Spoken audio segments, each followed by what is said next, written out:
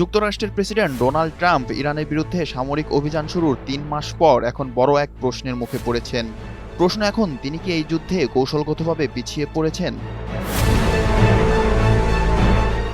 বিশ্লেষকদের মতে সামরিকভাবে কিছুটা সাফল্য দাবি করা হলেও ইরানের উপর পুরো নিয়ন্ত্রণ প্রতিষ্ঠা বা যুদ্ধের লক্ষ্য পূরণে এখনও উল্লেখযোগ্য অগ্রগতি হয়নি।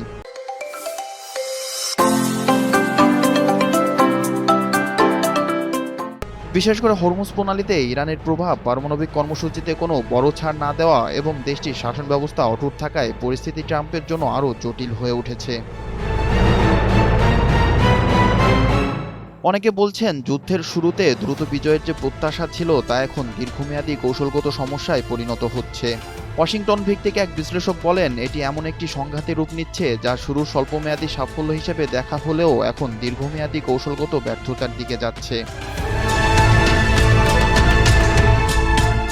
অন্যদিকে হোয়াইট হাউসের পক্ষ থেকে দাবি করা হয়েছে সামরিক অভিযানে যুক্তরাষ্ট্র ইতিমধ্যে তাদের প্রধান লক্ষ্য পূরণ করেছে এবং প্রেসিডেন্ট ট্রাম্প এখনও সব বিকল্প টেবিলে রেখেছেন।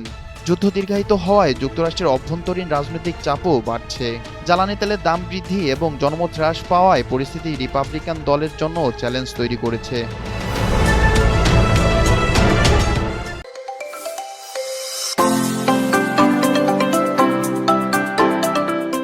বিশ্লেষকদের মতে এখন ট্রাম্পের সামনে দুটি পথের, একটি হলো সীমিত চুক্তির মাধ্যমে সংঘাত থেকে বের হয়ে আসা, আরেকটি হলো সামরিক উত্তেজনা বাড়িয়ে ঝুঁকি আরও বৃদ্ধি করা।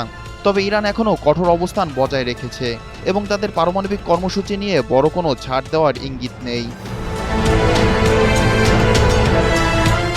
সব মিলিয়ে ৩ মাসের সংঘাত শেষে এই যুদ্ধের ভবিষ্যৎ এখনও অনিশ্চিত এবং কোনো পক্ষই স্পষ্ট বিজয়ের অবস্থানে নেই বলে মনে করছেন আন্তর্জাতিক পর্যবেক্ষকরা। বিপ্লব শেখ, এনটিভি অনলাইন।